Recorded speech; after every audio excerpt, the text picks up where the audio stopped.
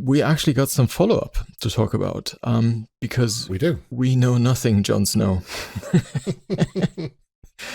Remember, we talked about extending our package usage popover last time. I do. We were going to add a product to it, and but even better than that, we followed through and actually did add a product clause to that use this package window. So tell me, what went wrong, Sven? Well, we talked, and we even ranted about package names and all that, remember? With the Swift prefix? Yeah, how people should name their repository one way and then use the name inside the package as something nice, without the Swift prefix and stuff. Mm-hmm. Well, it turns out the product clause that you need to put into your dependencies, when you have a target depend on a product, there you specify the product name that you use, and you specify something called package : is the label for the product thing. I said this is the package name. It isn't. We use the package name in the clause that we construct there, but it actually that actually produces a wrong product clause, because what actually needs to go in there is, I think, what SwiftPM internally calls the package identifier, and this is derived from the repository. So I tried out a package which had a package name automerge, but its repository is called swift-automerge. Okay. And what needs to be in that product clause is swift-automerge. I really, really hope that once we move to package registries, which will really have proper package identifiers, and I think there's a scheme proposed where you have like an owner / package sort of scheme, which obviously, then allows you to disambiguate in case, in the probably common case that there will be overlap in package names. Once that's there, that'll probably allow for better package names and still avoid clashes in names. But currently what seems to be happening, and I vaguely recall seeing this, is that SwiftPM uses an identifier based on the repository name internally as a package ID, and that's the thing you need to specify. And I guess that's perhaps why it's called just package : and not package name, because it's not really the name but the identifier. So hold on, it's coming from the Git repository, nothing to do with the package? I think so. I can't think of another place where... Okay, wow. It's actually not swift-automerge, it's automerge-swift is the name of the repository, and what SwiftPM says needs to be... So I tried this with just automerge as the package label there, and SwiftPM package resolve says the only valid package it knows about is automerge-swift, and the only other name, the manifest doesn't talk about automerge-swift, if I recall correctly. So the only other thing that has that name is the repository. So I'm learning about this for the first time live on the podcast, because I knew that there was the issue because you opened an issue this morning, but this is the first I've heard of the solution, and I think it says quite a lot that I would say both you and I have a reasonably good understanding of Swift Package Manager at this point after working on the package index for 3 years, and if we get it wrong, it's too confusing. Well, maybe not. So I guess, are we going to have to pass? I suppose we have the repository name already in our database, so this I think is fixable, isn't it? It is fixable. I wonder if we should. So I'd love for the proper fix to be. I know. So for instance, if you look in package resolved, the JSON file that gets written out after you run Swift package resolve, in there, the struct, if I recall correctly, has an identifier. So it says for packages, it has the URL. And in the version 2 of that struct, there is also an identifier. And I think that's the thing. I need to confirm this. And I would rather try and grab it from there. Yes. Or some official source than try and guess it from the repository name, because that might change, and then we have subtle breakage. I'd really like, because also this will certainly change once we move to registries, because then I think the package format will use proper package identifiers and not these names that we're guessing, and we should really try and have some canonical source for what's actually used to identify what package you're looking at. And I think that'll solve everything in the end. And I truly hope the thing that we arrive at there isn't a Swift Dash thing, but just a proper name that's disambiguated across projects and stuff, but is still nice and readable, and has maybe a subcomponent or just a separate name that is descriptive and can be ambiguous, because it's not the one used for identity matching, but will be can be the one that's displayed elsewhere. Mm-hmm. So, but this thing we thought it isn't that. The downside is that we've already shipped and deployed the wrong version, but that's okay. We can fix it and get it working shortly. Yeah, I think it's not a common problem. The vast majority of the packages actually have those aligned anyway. Of course. Yes. It's probably we're punishing the ones that actually do the right thing, sort of. Yeah, exactly. And we should absolutely fix it. No good deed goes unpunished. That's the way it is, isn't it? There is another piece of news that we have this week, which is we shipped a new feature to visualize the number of macros that a package includes. So we've had this data in the database for a little while now, and a few weeks ago we shipped support for searching on whether a package has macro targets, and now we have a new bullet point on the metadata section in the package page, which shows you if it has any targets, and if so, how many targets it has. And I already found it useful today when I was looking through package recommendations for the podcast. And I looked at this one package, and the name of this package suggested to me that it might include a macro, and I instantly opened the package page and discovered that I was wrong, and it didn't have a macro in it. But that was, that saved me a whole load of digging through the package for manually trying to figure out that information. It was nice to be able to see that right there on the package page. So nice, yeah. That's another small but important improvement. Nice to have that on there and not just in the search. It was a little bit of a struggle to come up with an icon to represent the concept of a macro. The closest I could get was macro photography, so it looks like a shutter in a camera, but I am aware that is stretching it a little bit. Yeah. It's a very obvious icon, I'd say. You try and represent macro better. Yeah.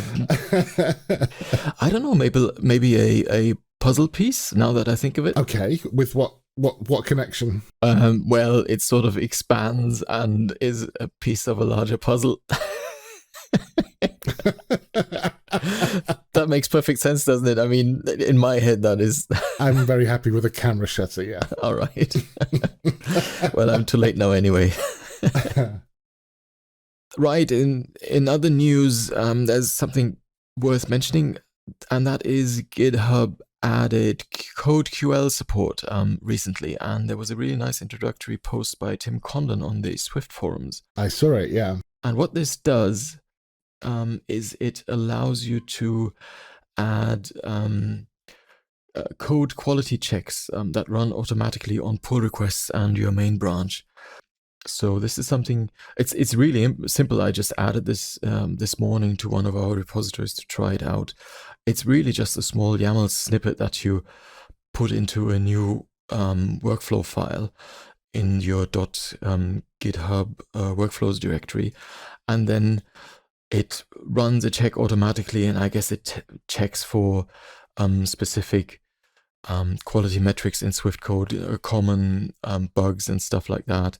And the new thing is obviously that it now supports Swift. This has been around, I think, for other languages for quite a while, and it's new that this is supporting Swift now. As I said, we added this to a semantic version, one of our packages, And we'll also add a link in the show notes what this looks like. There's a little overview page for the most recent scan to show that it's working and it's done its job and hopefully not found anything.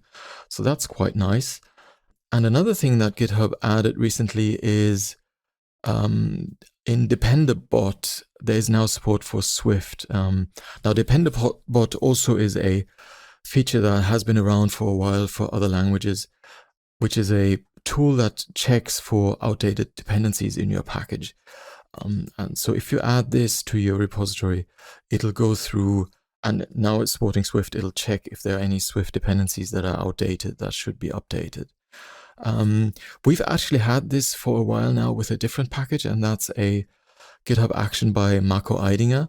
It's called Swift Package Dependencies Checker, which is also really nice. And we'll actually keep using that tool because this tool is supports the latest Swift version. Now, the GitHub Dependabot feature only supports Swift 5.9, but with our main repository where we're using it, we're already on the Swift 5.9 beta, so we can't actually use it there yet.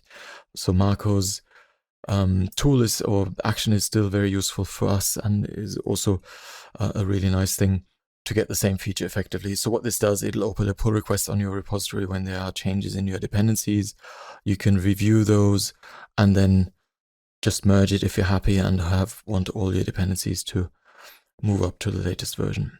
Yeah, it's great. And I think, there was Microscript is really good. And we've been using it happily for months now, if not maybe a year, something like that, a long time anyway.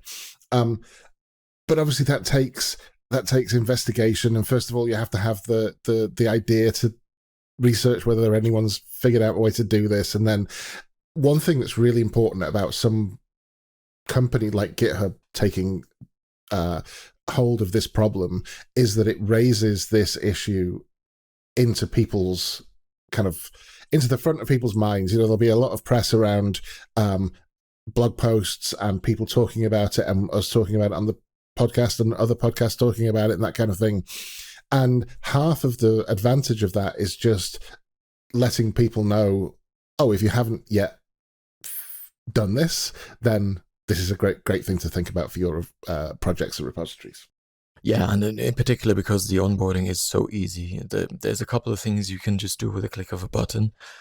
And the most extensive dependency check, because it can actually do a dependency check also beyond your major version. So it can actually alert you to a new latest major version that you're actually not opting into. And that requires additional configuration. But all the basic stuff is actually just a click of a button. So it's so easy to configure that there's really no reason not to do it. The only slight downside is that GitHub doesn't have a great history supporting the latest beta versions of stuff. Like macOS version in particular, the runners are always a bit behind, and the Swift version, it doesn't support it right now, but it's also a very new feature, so we can't judge it based on that. We'll have to see how that goes, but I suspect if you're tracking the latest beta version of Swift, you might not, that might not be the tool for you then in that case. Yeah, although there's another way to look at that, which is that now this tool supports Swift, and more people would be relying on this tool. I don't think they'll go into beta versions just yet, but it might increase the urgency of upgrading to latest release versions, because if they don't, then this tool will stop working for a certain amount of projects, and maybe that will slightly up the priority of those upgrades a little bit.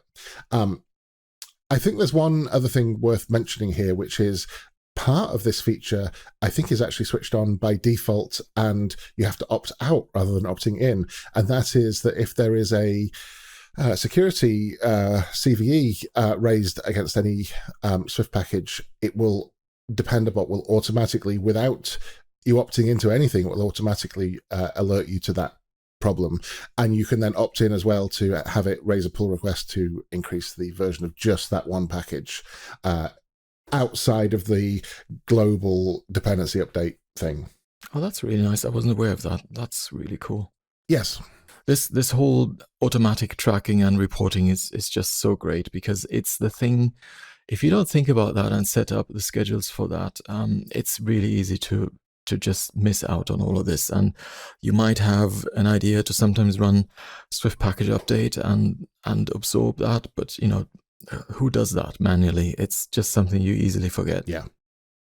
Right. Another thing we might want to talk about is an upcoming feature. I mean, not upcoming in the sense of next week or the week after, but it's something that we've been working on for quite a while, and it got sort of pulled to the forefront again because as part of Dependabot, there is something in GitHub that it will obviously deal with dependencies, and I think there's also a way to see package dependencies of Swift projects. I haven't actually seen the UI, but I saw some mention of it. I need to go back and check if it's actually in the Git UI. But it reminded me that we had started work a while back on displaying dependencies on the package page in the Swift package index. Now, we do something already. We do show the total dependency count of a package on the package page. Yes. And all of this is based on package resolved, which is the file that SwiftPM writes out when it does the package resolution. Now, this dependency count is nice. It is useful, but it's also, it captures all dependencies. That is both the transient dependencies as well as the test dependencies. And that might not always be the thing you're looking for. And we certainly want to extend this. And we spent some time quite a while ago to look into how to extend this, in particular to break out the test targets so we can actually display these separately. Like I call them product dependencies, which are the dependencies that your package products depend on, and the test dependencies separately. And in particular to make those dependencies navigatable on the package page. And I think it's just worth mentioning at this point how this problem is manifesting itself with the current implementation that we have. So if you look at a package at the moment, you might see this package has 4 package dependencies. And let's say, for example, that package uses one dependency in the actual package, and then Quick and Nimble and maybe another test dependency to run their tests.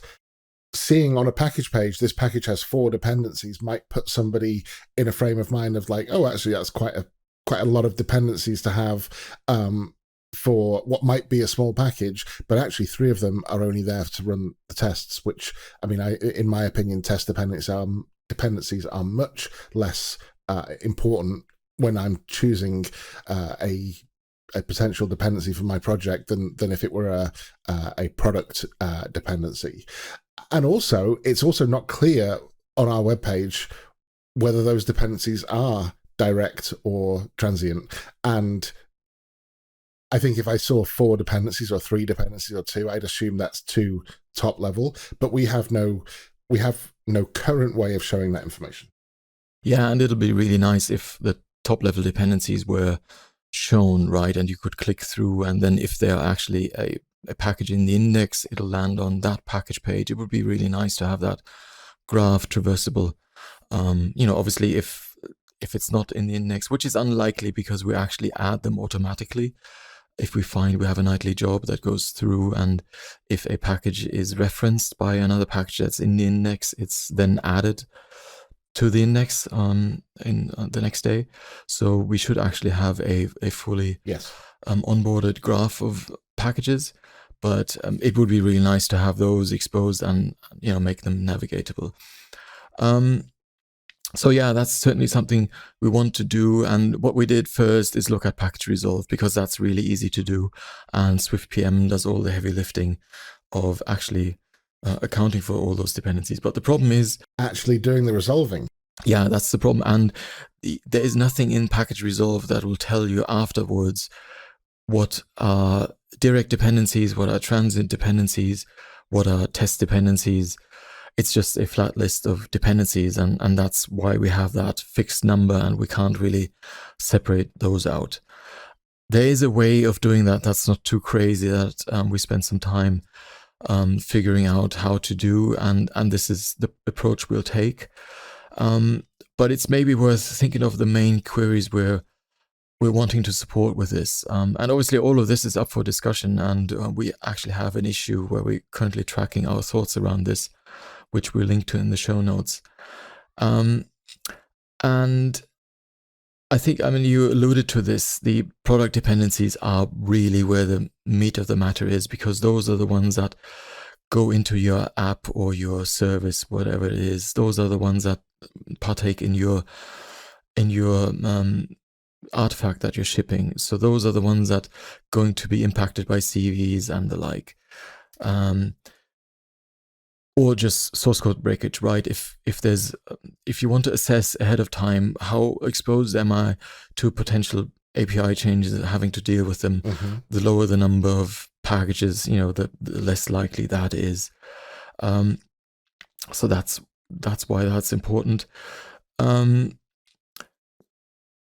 this also assumes that in a pinch, right, if there's breakage due to something in test dependencies, you can ignore those, right? If your test dependencies depend on a package that has a change so that you can't run your tests and you really need to get out a hotfix, I think you can have an argument and say, right, okay, we need to fix this. We can do some manual testing. We get this out, and then we deal with the test dependency after the fact. That's probably something you can get away with.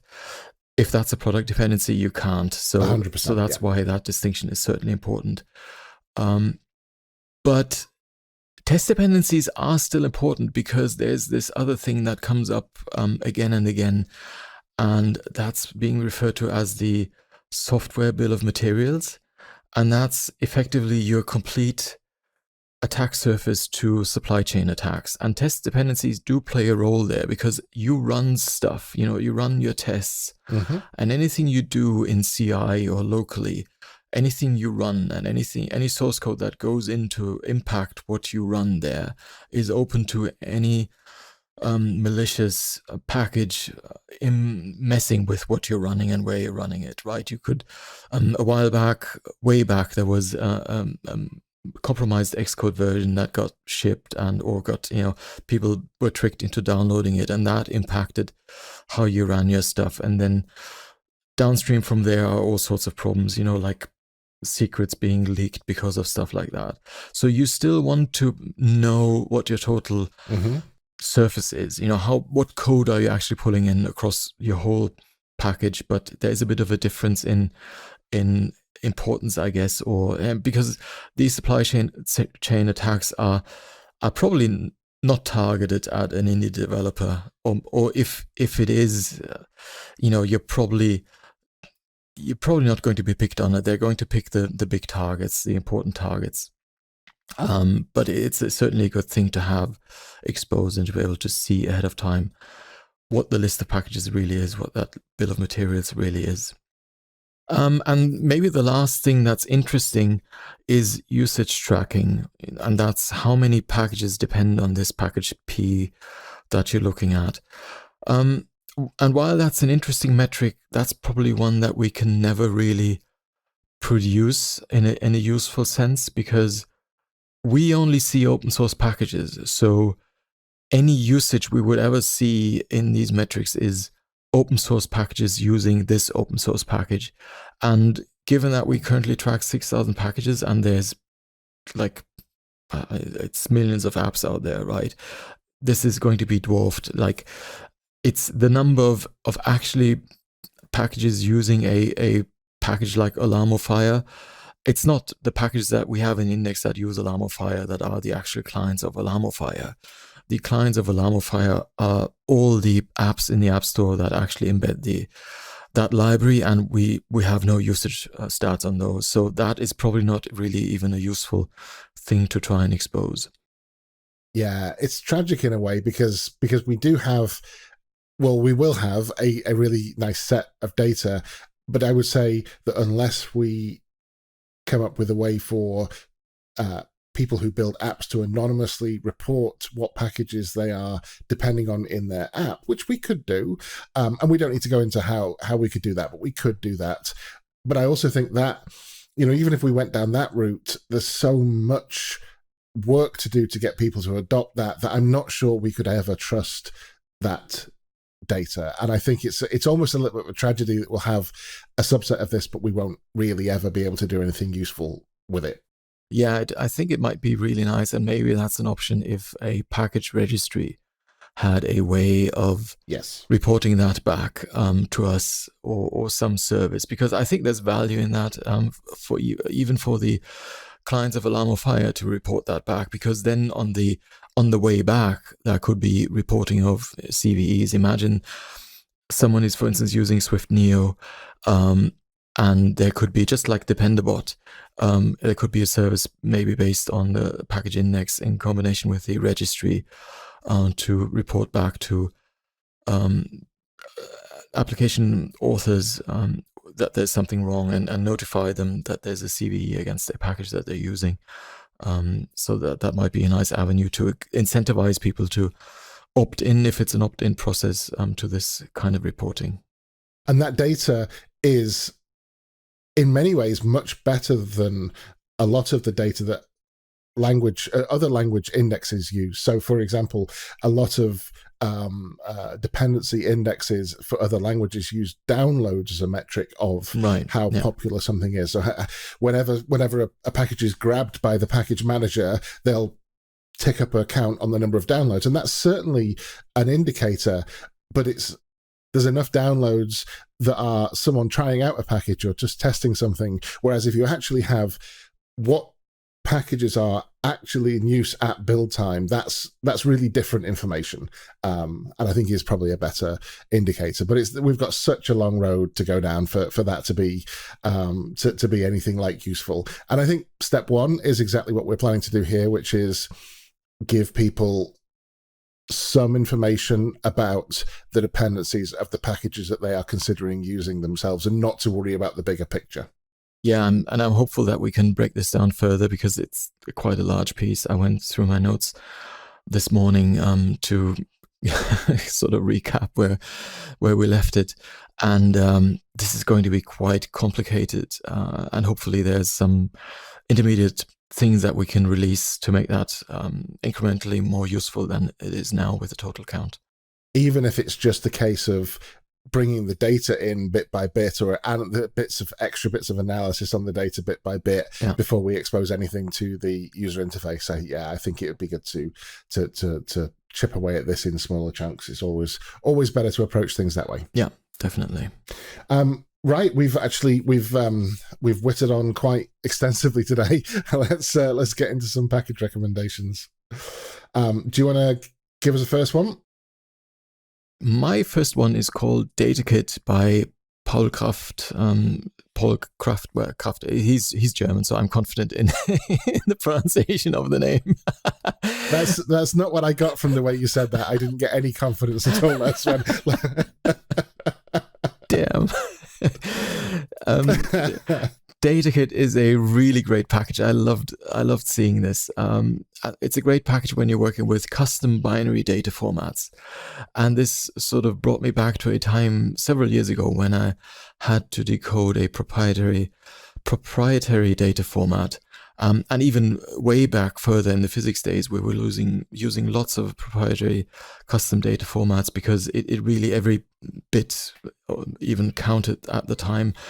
And this can be really fiddly, but what this package does, it gives you a result builder based DSL where you can actually specify this. It's really nice. It sort of looks like Swift UI layout, but for your data. You can define static data blocks, like certain byte patterns that you want as markers. You can then specify your values properties, do conversions where needed. So by values properties, I mean, like data types, and obviously specify quite in detailed ways the bit size of them. Use conversions where needed. So that's really nice. The reading and writing can be driven by different conformers to a read format and a write format protocol. That's if you have to do different things, or if you only implement a read of a format, for instance. Or you can do it jointly by conforming to a format. It's a bit like Codable, that has a encodable and a decodable form protocol that you conform to. And it also has a CRC checksum support component. So you can tack this on and then, I guess, in some way ensure that what you've received and decoded is actually came across the wire and is intact still. Really nice. This whole thing works in the playground, so you can use our feature to try in a playground, which I always love calling out, because that's how I actually play with packages and look at them. And you can, and that I would have found really, really useful working and trying to load a file, stick this in, and then piece by piece try and parse a file back out. So really nice package. DataKit by Paul Kraft. How was that for the pronunciation, Dave? Yes, much better, much more confident. Absolutely. Yeah. My first package is a package that we don't use directly, but we do use the underlying technology behind it. So the package is called SwiftWhisper by Aaron Taylor. And it is a wrapper around a C++ library that interacts with the Whisper AI model from, I believe it's OpenAI that produces the Whisper model. And Whisper takes audio files and will transcribe them with quite unbelievable accuracy. It is a remarkable library so we use it to transcribe all of these podcasts. We run it through an application called MacWhisper by Geordie Bruin. There's also a app called ICO, which I believe is by Sindre Sorhus. And both of those use the Whisper model to take in an MP3 file or a WAV file and produce a transcript. And I mean, I'll see how it does with your pronunciation of the of the previous author's name this time. But it does actually get author names like remarkably accurately transcribed. It's an amazing bit of software. And so this package is a way for you to interact with that model from a Swift application. It doesn't come with the models included, but it does include a link where you can download pre-trained models, because obviously the model is a huge part of that dependency. But it seems like a really easy way to get either offline or even potentially real-time transcription, into an application that you're looking at. And the nice thing about it is that these models can be shipped along with your app, so it's not the kind of thing that requires an online connection. Nice. Yeah, I'm really surprised about the quality of these tools and how quickly that evolved, because I recall that being quite difficult and often, especially with technical terms and names and stuff, this is so amazing that this actually works. I mean, there's still cases where this doesn't work correctly, but you can see with bigger models that it'll get there. And even humans fail at this at times, right? You misunderstand something, or you have a different term in mind and are confused about what it is. So it's not surprising that this goes wrong sometimes. And we've talked about this on the podcast in the past, and this idea of uses for AI that don't involve the AI having to come up with kind of original thought or original data or knowledge-based answers and things like that. And this is a perfect example of that. Yes, it might not get every single bit of transcription correct, but it's never going to just start hallucinating, or at least in our experience, it doesn't hallucinate. It sometimes makes mistakes, but it never hallucinates. And it's because it's that problem domain is very well suited to this kind of AI. Well, sticking with the theme, my second pick is actually very similar. It's called Cleverbird by B.T. Franklin, and it's an open API. No, it's an open AI API wrapper. I actually mistyped this in my notes because I always mix these up. Open AI API wrapper. And it's actually the package we're using in one of our packages to generate package descriptions. So this is a little proof of concept kind of thing that we're doing. And I had a really interesting use case this week for these package descriptions. I actually used our tool to generate a package description for a package called Azuki Kana Kanji Converter. And this is a package, we'll have a link in the show notes, that has a README in Japanese. And because the GitHub page is in English and the README is in Japanese, the Google's web page translation or Safari's web page translation doesn't work, or it's not offered as an option.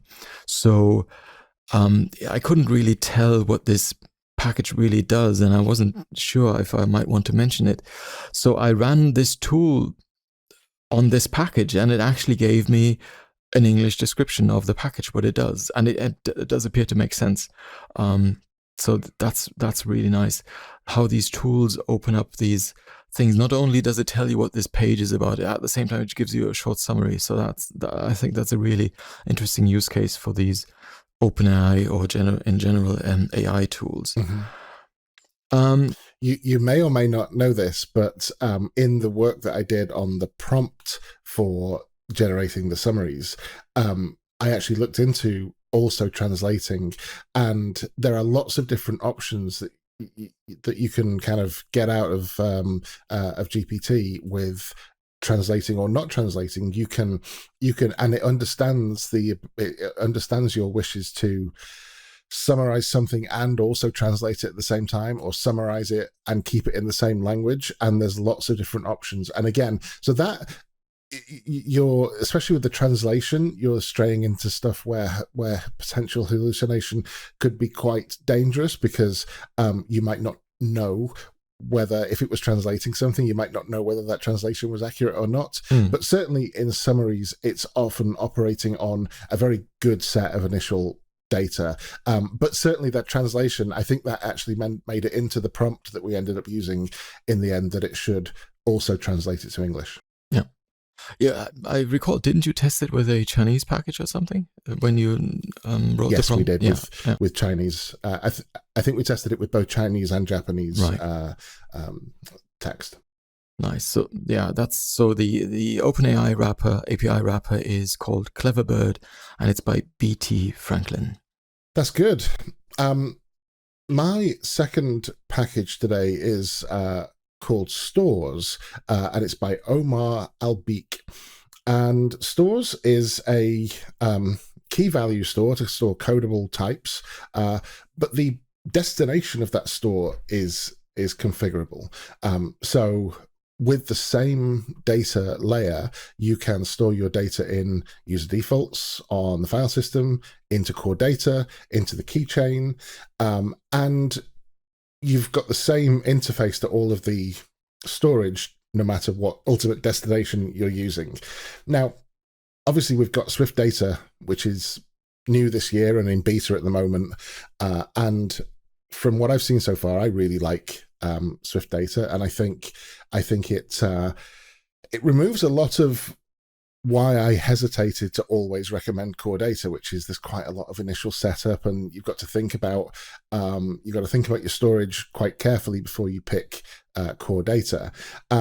Where sometimes a plist file on a file system or a JSON file on a file system might do just as good a job, depending on what kind of data and how much data you're looking at. And what I quite liked about this package is that you can almost defer that decision.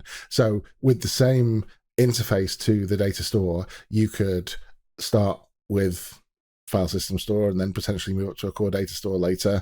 Of course, you are tied in, and with any data storage package, or in fact, any package that goes in at the root of your application, it's a much what's the best way to say it? It's a much heavier dependency to take on than something that's right at the edges where you could easily replace it. Once you make a decision on your data store, you've got to be really you've got to be really sure you want to stick with that data store. Yeah, that's load bearing. It is load bearing. That's exactly the way to describe it. Yeah. But I quite like the idea of it, and it looks to be fairly mature. It's only been around for 11 months, but it's already had 12 releases, so that's a good sign. And it's well documented. The documentation is hosted on the package index, which we know that always gives people a leg up into getting picked on this podcast. So that's stores. Right. My third pick is the Swift Composable Architecture package by Point Free. And the reason I want to mention it this week, and I think because I think I mentioned it before, is that they've now made their 1.0 release. So I think that's certainly worth talking about briefly here. We should also mention that Point Free are sponsors of Swift Package Index. But all their packages are open source and free, so you can get a lot out of them. They really have great packages, and they have excellent documentation, so you don't need to subscribe to Point Free to make use of it. This is all available and really, really high quality, even before 1.0 release. I've been using the Composable Architecture for, I think, at least 3 years now. Now, I'm not writing a whole lot of UI apps. I think I count like 4 small ones over the last 4 years, but they're all TCA based. Because once I learned how that works, it really resonated with me to the extent that I really feel like I can't write UI apps anymore. Well, actually, I never really felt comfortable writing UI apps before because of the way I tend to write code, which is really test-based. So I really like to test stuff, and UI code is often really hard to test. And that's perhaps the strongest argument for TCA that I can think of, at least personally for me, is that it makes UI apps so testable. And therefore manageable, because the thing is, you might bang out an app really quick without tests, but where it really pays off is in the maintenance. If you have, add more features, have more releases, the bigger your test suite, the easier that still stays and remains. Updating your dependencies, that sort of stuff, all that stuff really scales much better, is easier, more easily done if you have lots of tests, and TCI really makes that possible. They have this unidirectional data flow where actions modify a state in a store, and that's really the only way to modify your store, and your views are really just displays of the store. And that concept really makes it, for me, like really natural and easy to work with UI, because it then becomes less magical. I always struggled with UI apps because stuff seemed to be happening magically. One little change over here in the app would suddenly make things happen on another end. And I never really got quite comfortable with that. And TCA, I think, is the thing that really made that click for me. That you can test all the logic in unit tests and then have snapshot tests, for instance, for your UI views. So yeah, there you go. TCA, the Composable Architecture 1.0, after a long time of being in pre-release by Point Free. I think it's also worth mentioning with Composable Architecture that they've done a great job with obviously documenting it through their video series, of course, but also documenting it through actual documentation. And they've also put together one of those Doxy tutorials, which is an extensive, I think it's like a 4-hour potential length tutorial or something like that I saw. That, putting together a tutorial like that takes time and effort. And it's great to see that kind of effort going into an open source package like this. Yeah, the other thing I really want to call out is, you might think, well, 1.0, I'm going to wait for 1.1. The way they've dealt with version changes, even leading up to 1.0, I don't recall a time when there was a breakage. They always had releases with deprecation warnings, and then the most detailed adoption documentation. Like when you adopt the new version, you need to, and you get deprecation warnings, you need to do this to fix those. Or, if you jumped a few versions, you could see, all right, I need to do this and this to to fix my compile errors because, you skipped over the deprecation version, ended up on the new version. I've picked up apps that I'd written 3 years ago and went through, and it has always been really, really hassle-free to move along. And I'd say this is a safe library to adopt if you're concerned about breaking changes. It's really amazing the way they've dealt with this. Although, to use your phrase from before, this is very much a load-bearing library. It is, yes. You have to buy into the concept. This is not something you'll pick up in one evening, I guess, unless you're perhaps comfortable or React Native, which is, I think, very similar. Or I think Elm also has this unidirectional data flow concept. It's certainly different.